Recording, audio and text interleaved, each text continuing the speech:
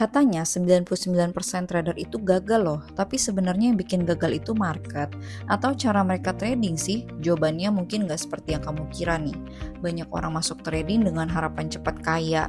Mereka fokus cari profit besar, tapi lupa belajar dasar-dasarnya terlebih dahulu. Kesalahan berikutnya adalah tidak punya strategi yang jelas. Hari ini ikut sinyal orang, besok pakai indikator lain, lusa ganti strategi lagi. Jadi nggak pernah konsisten. Selain itu, banyak trader mengabaikan manajemen resiko.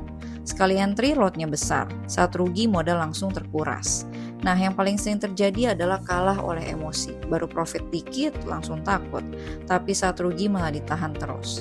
Jadi, trader gagal itu bukan karena marketnya terlalu sulit, tapi karena belum disiplin menjalankan strategi dan mengelola resiko.